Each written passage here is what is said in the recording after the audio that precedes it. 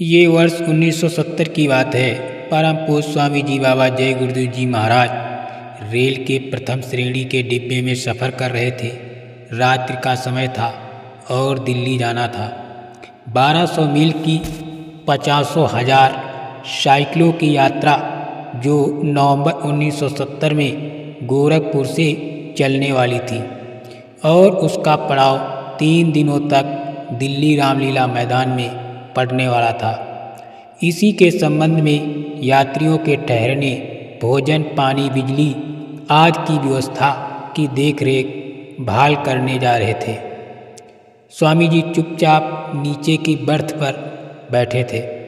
सामने की बर्थ पर 2 सज्जन बैठे बातें कर रहे थे। उनमें से एक की बर्थ ऊपर थी और अभी सोने के लिए ऊपर नहीं गए थे। कुछ समय बीत जाने के बाद एक सज्जन स्वामी जी महाराज की तरफ मुँह करके बोले कि महात्मा जी, आपका आश्रम कहाँ है? स्वामी जी ने सहज भाव से में उत्तर दिया कि एक छोटा मोटा आश्रम मथुरा में है। यह सुनकर वो फिर बोले कि आप कथा कीर्तन करते हैं? स्वामी जी ने कहा कि मैं जय गुरुदेव नाम का प्रचार करता हूँ। ये सुनते ही वो फिर बोल पड़े कि आप ही महात्मा जय गुरुदेव हैं। मैंने सुना है कि आपके पास हवाई जहाज़ है। स्वामी जी महाराज हंसने लगे और उन्होंने कहा कि हवाई जहाज़ तो नहीं, मेरे पास रॉकेट है। रॉकेट और उसके सामने यह रॉकेट कुछ भी नहीं है। थोड़ी तेजी में स्वामी जी ने कहा कि देखिए, मैं करोड़ों मील गया और अब वापस आ गया। ये मेरा ऊपर करोड़ों मील जाना और आना 1 सेकंड भी नहीं लगा और हो गया। वो सज्जन स्वामी जी को आंखें फाड़ कर देख रहे थे। स्वामी जी की बात चल रही थी।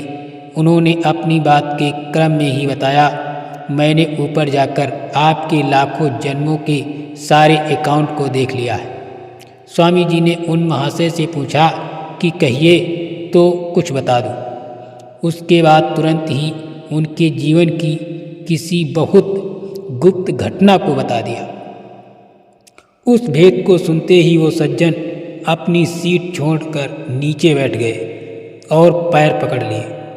स्वामी जी ने बहुत कहा कि आप सीट पर आराम से बैठिए, किंतु उन्होंने पूरे सफ़र रात भर जमीन पर लेटना ही उचित समझा।